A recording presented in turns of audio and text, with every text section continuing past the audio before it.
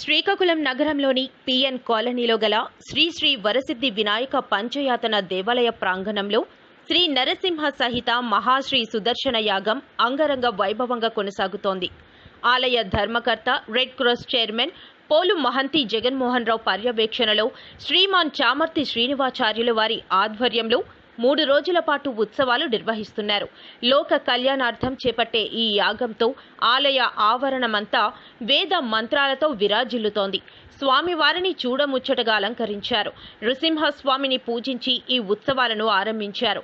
ఈ సందర్భంగా జగన్మోహన్ రావు మాట్లాడుతూ విశ్వశాంతి సంరక్షణ కోసం అందరికీ సుఖశాంతులు వర్ధిల్లాలనే సంకల్పంతో ఈ యాగాన్ని చేపడుతున్నామన్నారు.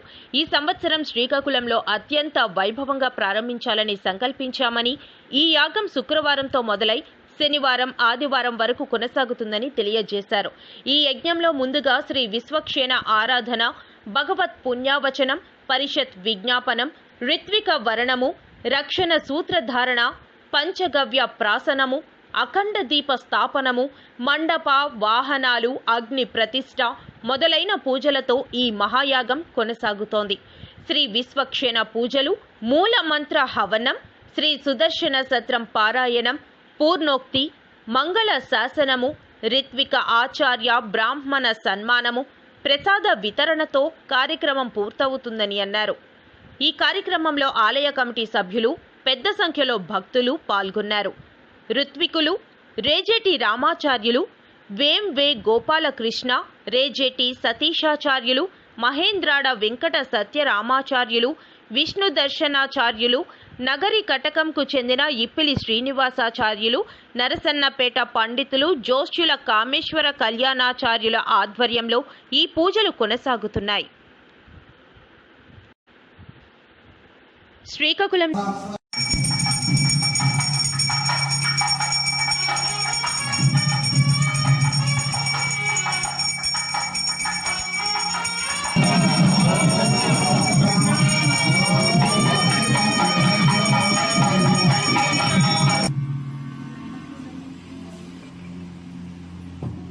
पात्र